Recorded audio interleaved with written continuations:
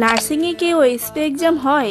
আর OSP exam এমন কিছু প্রশ্ন আমি পেয়েছি ভাইবা রিলেটেড ব্লগটা আপলোড দেওয়ার পর। চলো বলি নার্সিং এ ওএসপি এক্সাম হয় কিনা। ঘুম থেকে উঠে দেখি তখন বাজে 7টা, যদিও অ্যালার্মের শব্দে ঘুমটা ভাঙলো। এরপর ফ্রেশ হয়ে নিচ্ছি, দেন আমার কিছু টুকিটাকি কাজ আছে সেগুলো করতে হবে। তো ফ্রেশ হতে হতে তোমাদেরকে বলি যে নার্সিং এ ওএসপি এক্সাম হয় কিনা। হ্যাঁ, নার্সিং এ ওএসপি এক্সাম হয়, আর আজকে আমি ওএসপি এক্সাম দিতে যাব। আমি প্রতিদিন সকালবেলা একটা না একটা মর্নিং ড্রিঙ্কস খাই, তো কোনোদিন চিয়া সিডস খাই আর নয়তো কোনোদিন মেথি ভিজানো জল খাই। তো চিয়া সিডস আমি রাতে ভিজাতে দিতে ভুলে যাই, তো সকালে উঠে ভিজাতে দিয়ে বাকি কাজগুলো করে দেন সেটা খাই। আর এদিকে ক্লিপ কিনতে কিনতে আমার এমন অবস্থা যে আমার যে ব্যাগটার মধ্যে ক্লিপ রাখতাম সেটার মধ্যে আর জায়গায় হচ্ছে না। আজকের এক্সাম একটু লেটেই শুরু হবে, তাই সকালবেলা একটু গুছিয়ে ভিডিও করতে পারছি। ভাইবা এক্সাম থাকলে কিন্তু অনেক তাড়াতাড়ি বের হয়ে যায়। আর এই সুন্দর সুন্দর ইয়ারিংস গুলো গিফট করেছে আমার ফ্রেন্ড আদিতা। তো এরপর আমি তাড়াহুড়ো করে ব্রেকফাস্ট খেয়ে নিলাম। সকালবেলা কিছু বানানোর টাইম থাকে না, তাই শর্টকাটে কিছু ফ্রুটস আর চিয়া সিডস ভিজানো জলটাই খেয়ে নিলাম। রেডিও হয়ে নিয়েছি আর এখন আমাকে বের হতে হবে। তো তোমাদেরকে বলি যে ওএসপি এক্সামটা আসলে কি। ওএসপির ফুল মিনিং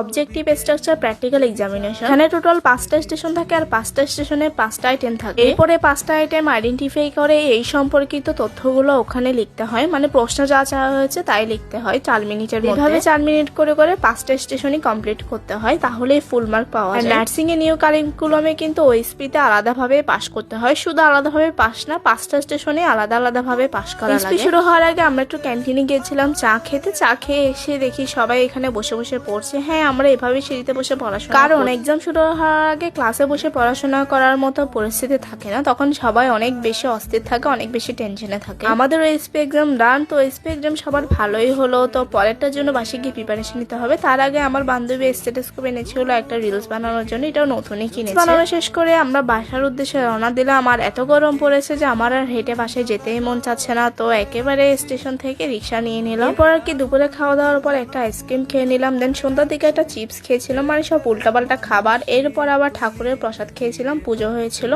দেন ভাইবা পরীক্ষার জন্য পড়তে বসে। সারাদিন এত উল্টাপাল্টা খাওয়ার পর রাতে আবার আমার ডায়েটের কথা মনে পড়লো, তাই শশা খেয়ে ঘুমিয়ে গেলাম।